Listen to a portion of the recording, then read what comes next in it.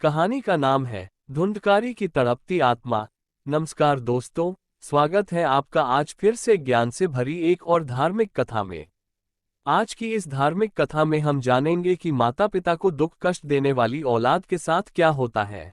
जब किसी के जीवन में किसी जीव, इंसान या जंतु की दुख कष्टों से भरी नकारात्मक ऊर्जा मंडराने लगती है तो ना तो वह व्यक्ति जीवन में कभी महान बन पाता है और ना ही जीवन भर सुखी रह पाता है। मरने के बाद तो उसका और भी ज्यादा बुरा सफर शुरू हो जाता है। चलिए आज इस धार्मिक कथा के माध्यम से एक सच्ची घटना पर आधारित घटना को समझकर जीवन में सीख लेते हैं। तो चलिए कहानी शुरू करते हैं। अपने माता पिता की सेवा न करने वाला, अपने माता पिता को परेशान करने वाला, उन्हें दुखी करने वाला कभी महान नहीं बन सकता है। ऐसा व्यक्ति आध्यात्मिक मार्ग में तो कभी भी तरक्की नहीं कर सकता। श्रीमद् भागवतम के अनुसार गोकर्ण जब काफी लंबी तपस्या के बाद घर आए तो उन्होंने देखा कि उनका घर तो सुनसान पड़ा है, एकदम वीरानी छाई हुई है। उन्होंने जब भीतर प्रवेश किया तो एकदम खाली था। किसी प्रकार से रात में रुकने की व्यवस्था की।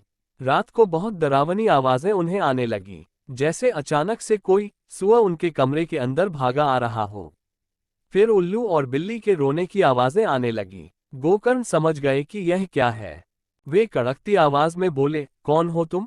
क्या बात है? गोकर्ण की कड़कड़ती आवाज सुनकर अचानक रोने की आवाज आने लगी, पर कोई दिखाई नहीं दे रहा था, बस आवाजें ही आ रही थी। तभी वो रोती हुई मनुष्य की आवाज बोली, भाई, मैं धुंधकारी हूँ, मैं आपका भाई धुंधकारी हूँ। मैं बहुत कष्ट में हूँ, मैं बहुत परेशान हूँ। मुझे भूख लगती है, मैं कुछ खा नहीं सकता हूँ। प्यास लगती है तो कुछ भी मैं पी नहीं पाता हूँ। हालांकि मेरा शरीर नहीं है, किंतु मुझे ऐसा ही लगता रहता है जैसे मैं जल रहा हूँ। हवा के थपेड़ों से मैं कभी इधर होता हूँ तो कभी उधर। मैं एक स्थान पर टिक भी नहीं पाता हूँ। मेरे भाई, मैं बहुत कष्ट में हूँ। मैं एक प्रेत बन गया हूँ। गोकर्ण जी कहते हैं, धुंधकारी, तुम प्रेत कैसे हो सकते हो? तुम्हारा तो पिंड दान गया तीर्थ में किया है। धुंधकारी बोला, मैंने पिताजी को इतना परेशान किया कि वे सह नहीं पाए और मेरी वजह से जंगलों में चले गए।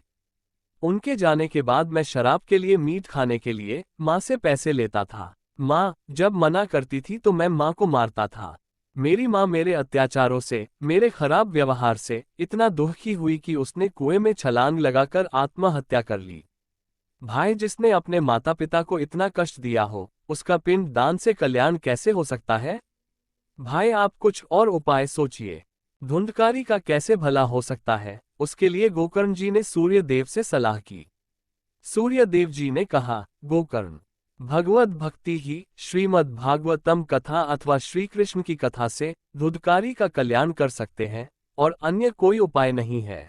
उसके उपरांत श्री गोकर्ण जी ने गांव के सभी लोगों को इकट्ठा कर विधि विधान से श्रीमद् भागवतम कथा का आयोजन किया। भगवान श्री कृष्ण की महिमा कीर्तन का आयोजन किया। वहीं पर एक बांस गाड़ दिया ताकि उसमें धुंधकारी रह सके। हवा के थपेड़ों की वजह से वो हरिकथा से वंचित न हो। इस तरह श्री कृष्ण महिमा श्रवण करके श्रीमद् भागवतम की कथा सुनकर धुंधकारी का कल्याण हुआ। श्रीमद् भगवत गीता का मन से रसपान किया गया, अन्यथा उसने तो जीवन में इतने पाप किए थे कि उनसे मुक्त होना उसके लिए असंभव था। क्योंकि जिन माता पिता ने हमें जन्म दिया, जिन माता पिता ने इतने कष्टों के साथ हमें पाला पोसा, पढ़ाया लिखाया, बड़ा किया, जिन माता पिता ने हमारे सुख के लिए अपने सुखों को छोड़ा, उन माता पिता की अगर कोई सेवा न करे, उन माता पिता को कोई कष्ट दे या परेशान करे तो भगवान कैसे सहन करेंगे? जरा खुद सोचिए।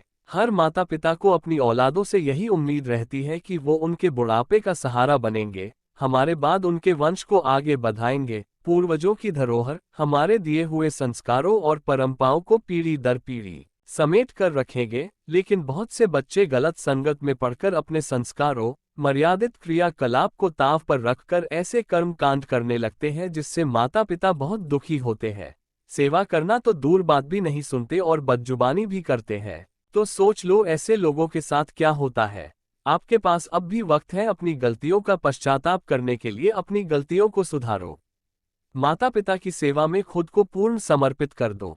रोज भगवत गीता का पाठ करो, सत्संग सुनो। इससे आपके अंदर की अच्छी प्रवृत्तियां सक्रिय होंगी। आपके अंदर की बुराइयों का नाश होना शुरू होगा। मन सकारात्मक विचारों और अध्यात्म ज्ञान से भरने लगेगा। रोज सुबह शाम ईश्वर का चिंतन करो, आपका कल्याण होगा। जय सिया राम जी। ओम नमः शिवाय। उम्मीद करता हूँ कि यह धार्मिक कथा आपको बहुत अच्छी लगी होगी। इस धार्मिक कथा को लोगों में शेयर करके आप भी थोड़ा पुण्य कमाएं। मैं अपने ब्लॉग पर जीवन के दुख कष्ट दूर कर सही राह दिखाने वाली एवं मानसिक चेतना को सकारात्मक ऊर्जा प्रदान करने वाली ऐसी ज्ञान से भरी तमाम कहानियां लाता रहता हूं, इसलिए मेरे चैनल एमजेवी को सब्सक्राइब करें और ज्ञान से परिपूर्ण कहानियों को जरूर सुनते रहिए। धन्यवाद, आपका प्यार हमेशा बना रहे।